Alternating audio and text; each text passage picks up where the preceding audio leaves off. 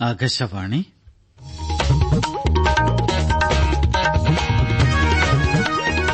നമസ്കാരം. പ്രാദേശിക വാർത്തകൾ വായിക്കുന്നത് ഹക്കിം കൂട്ടായി. പ്രധാന വാർത്തകൾ. ചീഫ് സെക്രട്ടറിമാരുടെ മൂന്നാമത് ദേശീയ സമ്മേളനം ന്യൂഡൽഹിയിൽ ഇന്നും നാളെയും പ്രധാനമന്ത്രി നരേന്ദ്രമോദിയുടെ അധ്യക്ഷതയിൽ തുടരും. എംഫിൽ ഇനി അംഗീകൃത ബിരുദമല്ലെന്നും കോഴ്സുകളിൽ പ്രവേശനം നേടരുതെന്നും വിദ്യാർത്ഥികളോട് യുജിസി. വികസിത് ഭാരത് സങ്കല്പ് യാത്ര സംസ്ഥാനത്ത് ഇന്നും പര്യടനം തുടരും. സപ്ലൈകോയിലെ 13 ഇനം സബ്സിഡി സാധനങ്ങളുടെ വില പരിഷ്കരിക്കുന്നതിനായി നിയമിച്ച വിദഗ്ധ സമിതി ഗവൺമെന്റിന് റിപ്പോർട്ട് നൽകി. ഐഎസ്എൽ ഫുട്ബോളിൽ കേരള ബ്ലാസ്റ്റേഴ്സ് മോഹൻ ബഗാനെ പരാജയപ്പെടുത്തി. ഇന്ത്യ ഓസ്ട്രേലിയ ഏകദിന വനിതാ ക്രിക്കറ്റ് പരമ്പരയിലെ ആദ്യ മത്സരം ഇന്ന് മുംബൈയിൽ. വാർത്തകൾ വിശദമായി. ചീഫ് സെക്രട്ടറിമാരുടെ മൂന്നാമത് ദേശീയ സമ്മേളനം ന്യൂഡൽഹിയിൽ ഇന്നും നാളെയും പ്രധാനമന്ത്രി നരേന്ദ്രമോദിയുടെ അധ്യക്ഷതയിൽ തുടരും.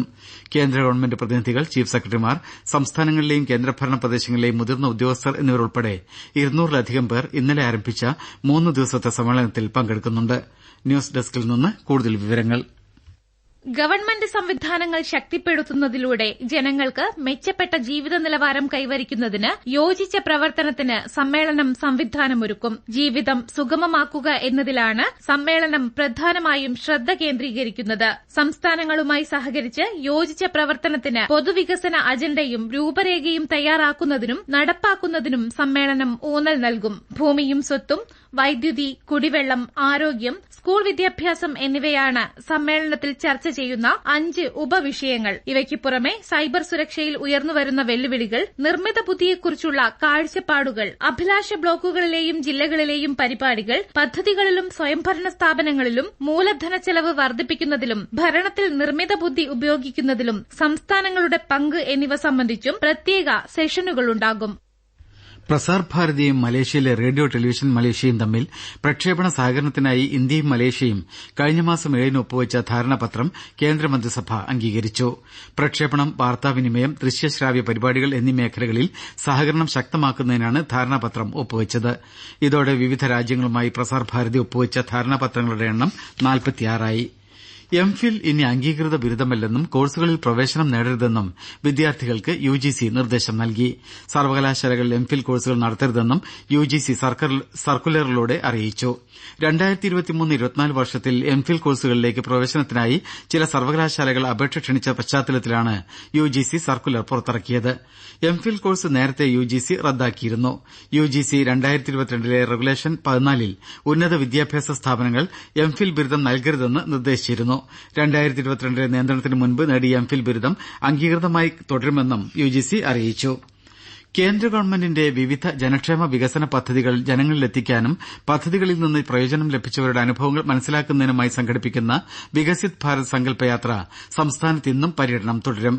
ഗുണഭോക്താക്കൾക്ക് സൌജന്യ ഗ്യാസ് കണക്ഷൻ വിതരണം, കർഷകർക്ക് ഡ്രോൺ പ്രദർശനം, വീഡിയോ പ്രദർശനം തുടങ്ങിയവ ഇതിന്റെ ഭാഗമായി നടക്കും. Desk report.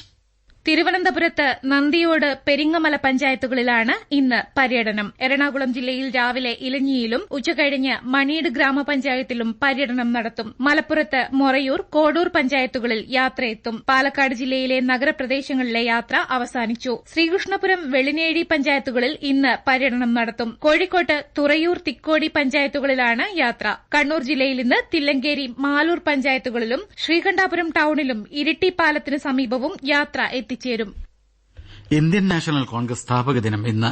ദിനാചരണത്തിന്റെ ഭാഗമായി നാഗ്പൂരിൽ സംഘടിപ്പിക്കുന്ന റാലിയിൽ പാർട്ടി ദേശീയ അധ്യക്ഷൻ മല്ലികാർജ്ജുൻ ഖാർഗെ, സോണിയാഗാന്ധി, രാഹുൽ ഗാന്ധി എന്നിവർ പങ്കെടുക്കും. ലോക്സഭാ തെരഞ്ഞെടുപ്പ് പ്രചാരണത്തിന് തുടക്കം കുറിക്കുന്നതായിരിക്കും റാലി. 41 ദിവസം നീണ്ടുനിന്ന മണ്ഡലകാലത്തിന് സമാപനം കുറിച്ച് ശബരിമല നട അടച്ചു. മകരവിളക്ക് ഉത്സവത്തിനായി നട മറ്റന്നാൾ വൈകിട്ട് 5-ന് തുറക്കും. ജനുവരി 15-നാണ് മകരവിളക്ക്. അന്ന് വെളുപ്പിന് 2:46-ന് മകരസംക്രമ പൂജ നടക്കും.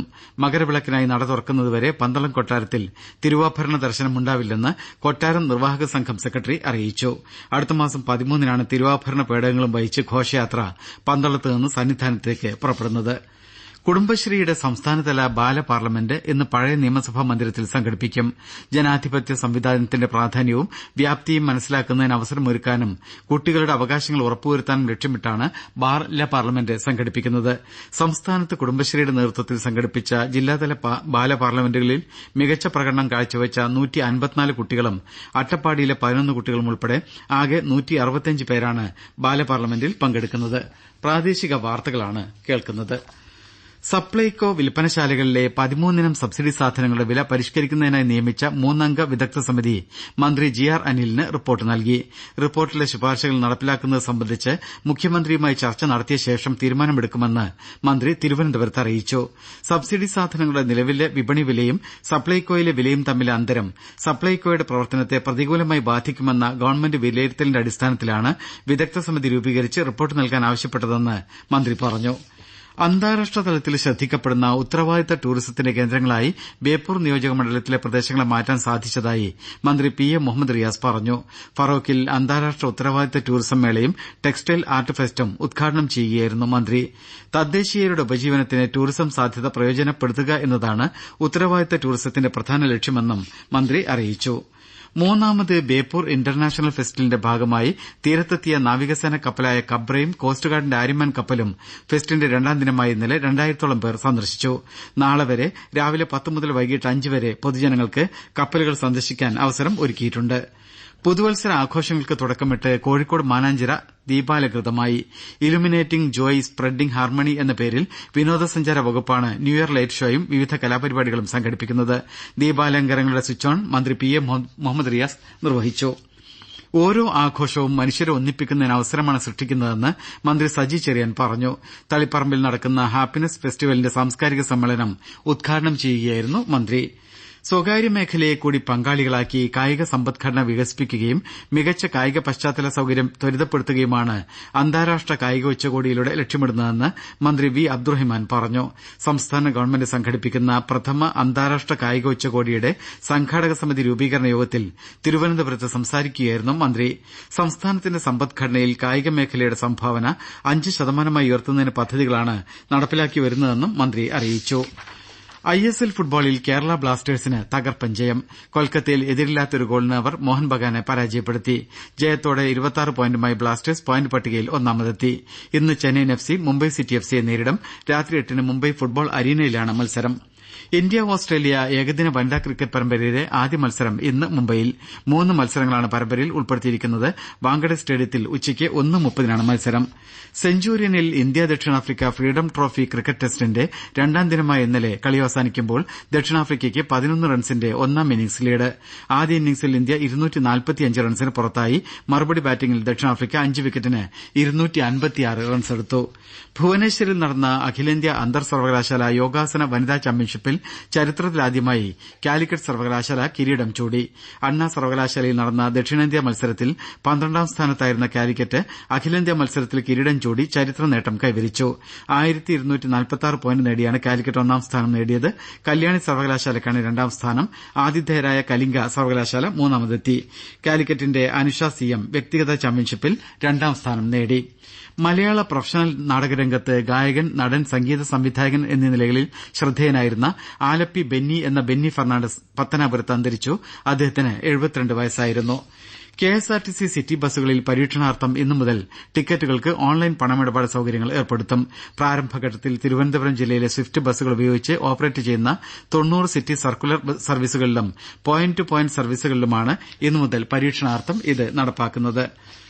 ഗ്രാമീണ മേഖലയിലെ എല്ലാ വീടുകളിലും കുടിവെള്ളം ലഭ്യമാക്കുന്നതിനായി കേന്ദ്ര ഗവൺമെന്റ് ആരംഭിച്ച ജൽജീവൻ മിഷൻ പദ്ധതിയിലൂടെ കണ്ണൂർ ജില്ലയിലെ 1,54,611 വീടുകളിൽ കണക്ഷൻ നൽകി. 2,347 കണക്ഷനുകളാണ് ഇനി നൽകാനുള്ളത്.